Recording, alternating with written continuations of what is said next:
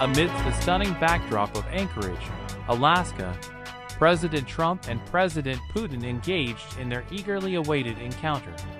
When President Putin arrived, he was met with a lavish red carpet ceremony, exemplifying the significance of this diplomatic event.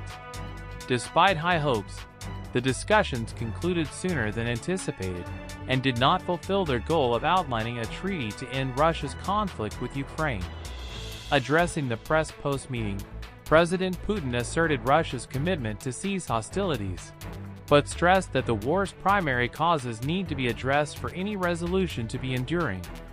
Furthermore, he issued a cautionary note to Ukraine and its European partners against any actions that could throw a wrench in the works, and warned against potential backroom dealings aimed at creating provocations to scuttle the budding progress.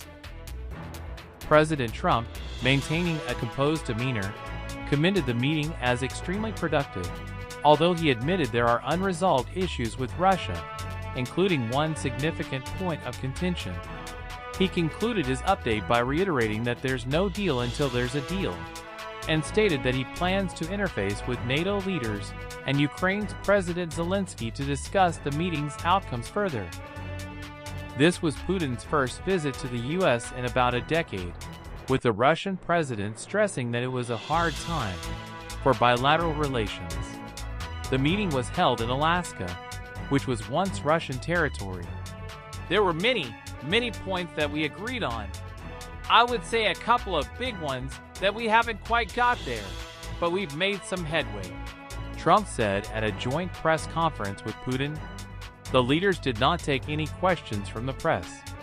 Putin called the talks a starting point, both for the resolution of the conflict with Kiev as well as for improving relations with Washington, which he said had fallen to the lowest point since the Cold War. Trump said Putin's observations were profound and added that he would talk to NATO and Zelensky to update them about the discussions with Russia. It's ultimately up to them, he said. Many points were agreed to. There are just a very few that are left. Some are not that significant. One is probably the most significant, but we have a very good chance of getting there, Trump said, without elaborating. Since Russia's invasion of Ukraine in 2022, multiple rounds of peace negotiations have taken place, but there has not been a breakthrough on ending hostilities.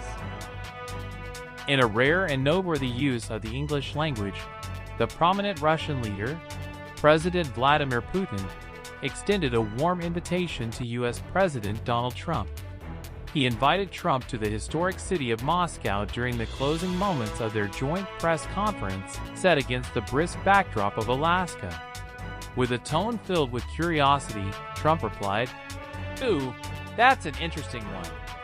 Putin delivered most of his statements in the rich tones of Russian throughout the press conference, but chose to switch to English for the momentous invitation to Moscow. For more news and details, visit Newsbreak TV website.